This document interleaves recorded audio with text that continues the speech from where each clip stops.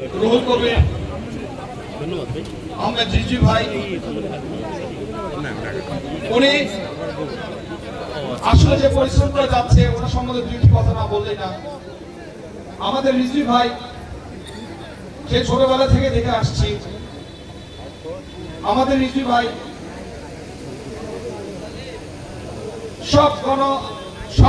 সব সময় গণতন্ত্রের পক্ষে যে আন্দোলন, সেখানে উনি উদীয়মান হয়ে দাঁড়িয়েছেন গণতন্ত্র মুক্তির ঝান্ডা হাতে নিয়ে। 90-এ আমরা যখন যুবক বয়স পেরিয়ে কলেজে পা রেখেছিলাম, তখন ওনার বক্তব্যে অনুপ্রাণিত হয়ে আমরা বাংলাদেশ জাতীয় ছাত্র দলে যোগদান করেছিলাম। এসে রিজভী ভাই আজও গণতন্ত্রের জন্য যুদ্ধ করে যাচ্ছে, গণতন্ত্র মুক্তির জন্য যুদ্ধ করে যাচ্ছে।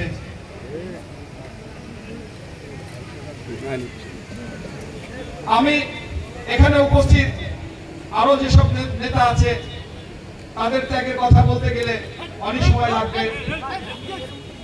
আমি শুধু জনাব তারেক রহমানের 2-3টি বার্তা আপনাদের সামনে পৌঁছে দিয়ে আজকে আমি সংক্ষিপ্ত বক্তব্য শেষ করব। জনাব তারেক রহমানের নির্দেশে আজকে এখানে আমাদের আসা। জনাব তারেক রহমান বলেছেন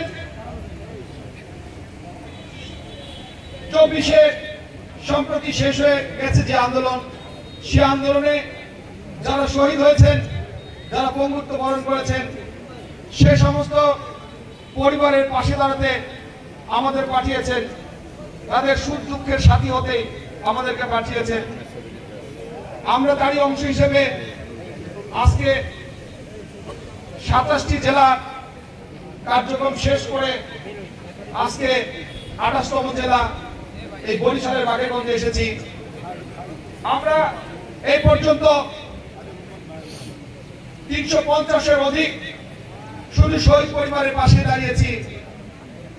তারেক রহমানের নির্দেশে আমরা তাদের অনেক পরিবারের দায়িত্ব নিয়েছি, অনেক পরিবারের লেখাপড়ার কর্মসংস্থান এবং চিকিৎসা সেবার দায়িত্ব নিয়েছি।